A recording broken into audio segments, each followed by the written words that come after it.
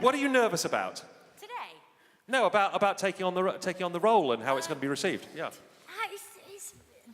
It's a funny one because obviously it's an iconic show and it's huge and it has this amazingly loyal fan base, and it was obviously a nerve-wracking moment for the reveal to see how that reaction would land, and it seemed positive. I'm not on social media, so I translated it that it was 100% positive. There's no negative comments, but I think actually, being the first woman to play the Doctor, it's incredibly liberating. There's, with this role anyway, and ask any of the previous Doctors, the rules are out of the window, because the most wonderful thing is you regenerate. So you can bring everything from previous, you can make it your own and stay loyal to it. And casting a woman doesn't change that. So I'm not nervous.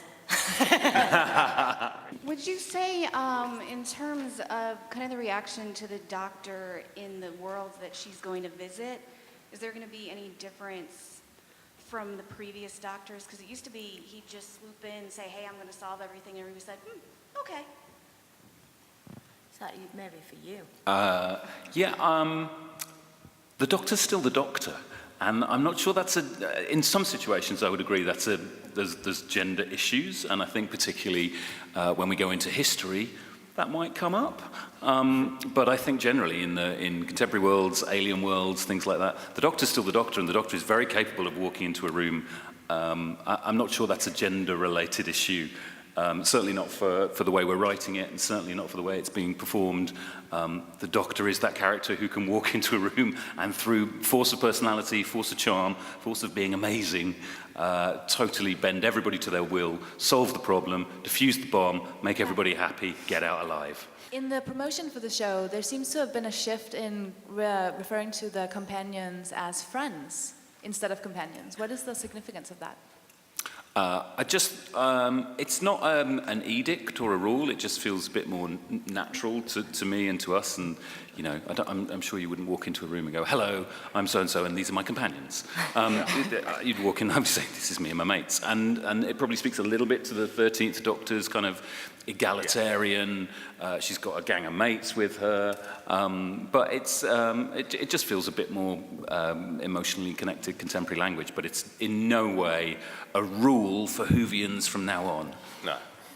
It's an evolution, isn't it, Chris? I mean, because I think they started off being called assistants, and then it was companions, and then it just was a natural thing to sort of start talking to the Doctor's mates, or the Doctor's friends. I keep saying companions as well, so it's still allowed to be said.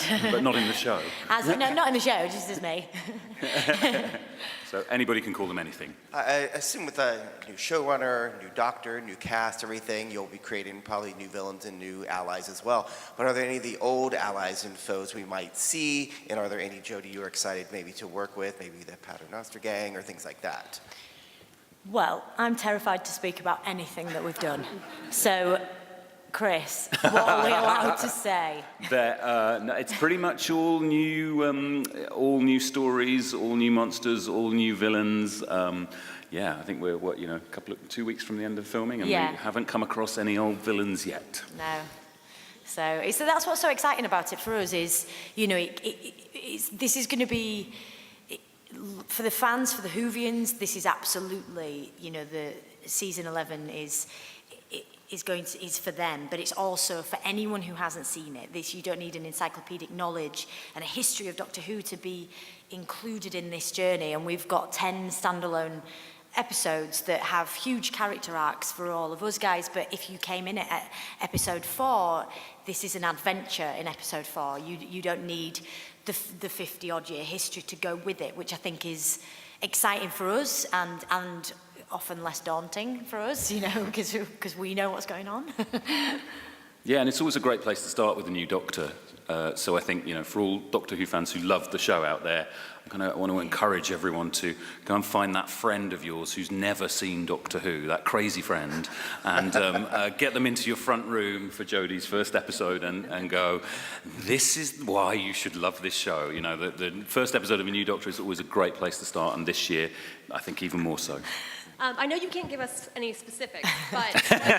Are you getting that vibe? Yeah. But was there like maybe a line in the script, or like when you first put your costume on? Like when was the moment that you felt like you started to gel and like get your version of the Doctor? I was thrown into the deep end the first week of filming that I'm not allowed to tell you anything about. But I had a kind of important speech with, you know, kind of, am I allowed to say important lines? Important lines to say, and it was early on. So I think when we moved on, because obviously the first take of the first shot is exciting and terrifying, but it is for everyone. You know, it was Jamie Childs, who's the director, it was his first take as well, so everyone's nervous. But I think when we moved on from the very first shot onto the different angle, and I thought, okay, it's tattooed on film forever, and so I must be the Doctor. And it was a pretty amazing moment, and not one I thought would happen as a girl born in the 80s. You know, the Doctor did not look like me. So it was a big moment. I've spent a lot of time crying about it. It's been great. Hi, I wanted to ask, knowing, again, no specifics, but tonally, how this season compares to the Moffat era. You know, it's really hard with this show to compare seasons and eras, and so I totally understand the question. It would be sort of invidious of me to make comparisons. I think what I can tell you about this season is it's hopefully funny, scary, emotional, exciting, full of action, adventure. It's cinematic, it's epic, it's got amazing actors, it's got a great new regular cast. We've got loads of brilliant guest actors coming in across the series. I hope it's as inclusive, accessible, mainstream, entertaining a version of Doctor Who that we could possibly make. It's really, really, for us, it was going, if you've never seen Doctor Who before and you came into it this year, I feel like our job is to convince people who've never seen it that it is the greatest idea television has ever had, and the Doctor is the greatest character creation in the history of drama, and for people who love the show and know every episode of the show, it's to give them a really concentrated hit of everything they love about Doctor Who. So I don't know if that answers your question, but that was definitely our mission. Hi, my name is Lindley Rose. I'm a junior reporter, and I have a web series called Lindley's Doctor Who Review. And, I've been Doctor Who's reporter for 6 years, and so Jodie, how much of a woman's touch do you think your version of the Doctor will make to the TARDIS? It's interesting because I'm obviously not allowed to talk about the TARDIS. It's another thing we're not allowed to talk about. The TARDIS exploded, so who knows whether we'll see the TARDIS again. But in regards to it as a bigger question of bringing it to the Doctor, I think it's interesting because I have never approached a role thinking it as how would a woman play this role, because I just am one, and I don't know if a guy has ever gone, how would a guy do this scene? You just are, and it's your POV. So essentially, I suppose my energy, my approach to this is coming from a very instinctive place, which feels genderless to me because it's never been necessarily ingrained to me that that's a specific way a woman behaves and a specific way a man behaves. But the best thing about the Doctor is I'm not playing either. I'm an alien. So, you know, so there's really no rules. And I've got 2 hearts, so I can do whatever I want. Yes. For Matt and Chris, you guys obviously have an incredible diversity in front of the camera. And I'm curious if that was a priority behind the camera as well, in particular when it came to who you got for writers and directors in this season. Yes, is the short answer to that. Yes, we have the first writers of colour ever to write on Doctor Who this year, and we have 2 female writers and 3 male writers in the guest writers slots, and we have a split as well. We have 2 female directors, 2 male directors across the series. So all our apart from one, all our editors are female. On and that, and you know, the vibe around it was really important to Chris and I and the whole production team to make sure that we are as diverse behind the camera. Hey man, it's 2018, everybody deserves to work. It was a big priority for us, Yeah. and there's also something we're doing behind the camera with an organisation called It's My Shout, which is about young people coming into the industry from backgrounds who don't normally get the opportunities. And I think we've got, they're based in Cardiff, and we're working with them. And I think we've got 7 trainees working at the moment with us. So we're doing lots. I mean, our big thing across time will be to do lots more, but.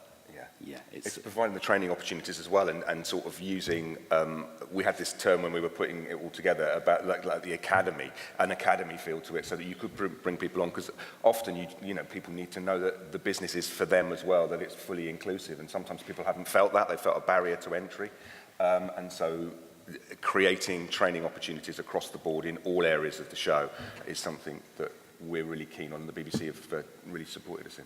Plus, it should be the most inclusive show on television. Absolutely. You know, the whole concept of Doctor Who is anybody can go anywhere and do anything. And we want to reflect that. On screen, off, we'll keep pushing that. Right. Based on that inclusivity, I'm sure you're getting a lot of questions, Jodie. You know, what would you say to young girls who are watching the show for the first time, coming of age for that? What message would you have for young boys who are watching the show? That it's okay to look up to women, and that is exciting and not to be feared. And also just, I think that's the thing. This is like Chris has said, and like we've all feel, this is a show for everyone. But I think us 3 sitting here didn't always have, when we were growing up, necessarily people on television that looked like us, or like me and Mandip sounded like us. Not many people have our accent, unfortunate for them. But and I suppose it's just that your heroes don't have to tick the same box, and but like Tosin just said, it's 2018. I mean, the fact that we are having these conversations now, and also, as a woman being the front of a show, it'll be really exciting when women are treated as a genre, just as a cast member. It'd be great. If you lead a show, it doesn't mean it's for women, which I think is the thing that always happens within it. And so when you've been thrust into a kind of a genderless role, this is incredible, but it could also, let's not have this conversation in 2020. Hopefully. My question's mainly for Amanda and Tosin. Can you tell us anything about your characters? And who I love the way you said anything. In inverted commas. No, not necessarily the plot, but who they are, what they're like, and... Yeah, I play Yaz. She's a 19-year-old girl who who went to work and I guess just thought she could do more, asked for more, got more, so just be careful what you ask for, and went along on this adventure and found a family away from home. She's completely in awe of the Doctor. So initially, if the Doctor says jump, she says how high, and she's really up for it. And then there's this huge shift towards the end, and you find them both getting to the same conclusion by the end of it. And she has a really nice relationship with Tosin's character and with Brad's character Graham, who's not here. And there's just this great dynamic between the 3 of the friends and the friends with the Doctor. We all bring something completely different. Yeah, I play Ryan. He's a chap, lives his normal day life, going about it. Then he just gets caught in a crazy situation. Then, he just kind of goes with the flow. It's like a crazy whirlwind, and he just enjoys the ride as it goes on more and more and more. He's the more boisterous out of the group, He challenges the Doctor from time to time. He gets it right sometimes, wrong a lot of the time. So, he just kind of finds his way through this journey, and, that's me, or him. As someone who's been watching the show since the Russell T Davies era, from my observation, this fandom has always contained a sizable portion of women fans. What is it about now, 50-some years into the run of Doctor Who, that makes it the right time for the Doctor to be in a woman's body? Are you looking at me? Yeah. Ask the man. I think it was possibly overdue, to be honest. I mean, I think it... I can only speak to since I've been in the job, and when I got to make the decision, and it felt really simple and obvious, and the world was ready, the show was ready, the audience were ready, I think the fans were ready.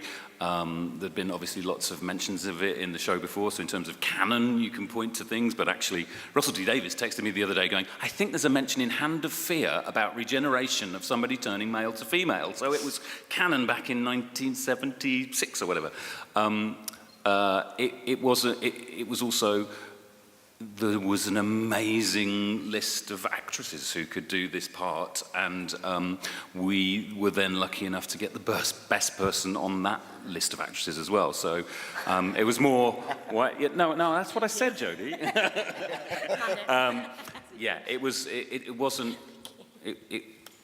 It was a no-brainer, is the short answer. Okay. You mentioned that the TARDIS has obviously exploded, so we will see a new one. No, I didn't say that. Well, no, I said it exploded. Yes. You said we'd see a new one. Okay, what can you for the EPs? What can you tease about the look at the inside of the new TARDIS, or any inspirations, or what can you tell us? And for the actors, can you just talk about walking onto that sort of iconic set for the very first time? No. No, really sorry, because it exploded. And we also, do we know if we walked onto it? Yeah. Is there a TARDIS though? What's that? Yeah. If it's exploded, how would they get it back? Oh, yeah. Do you want another question? Do you want another question? You're going to say no again. But I'll say it really nicely. There are lots of rumours that this new series will lead up to a Christmas special. Is there a Christmas special? Is your question? Confirm or not? Well, we seem to be filming 11 episodes, Matt, but it's only a series of 10. Yeah, I don't know how that happened, Chris, but it's a show about space and time, and it's quite abstract, so yeah. I would definitely think there's another episode after the end of the series. Yeah. Thank you. That was all right, wasn't it? That was okay. Hey, it's for you. It's for the fans. Like, this digital age of everyone knowing everything, and, it's... I don't want to know. I want to watch a film or watch a TV series, and I want to be surprised and excited and taken on a journey. I don't want to know every single detail, and it's so hard with something like this. And particularly the shows and the films that are at Comic-Con, this is the world that we want the inside information, but it's worth the wait, guys. It's worth the wait. Yeah, I think that's really well said, and I think the only reason for secrecy is what you hope as the people making the show is that everybody comes to the show at the same time.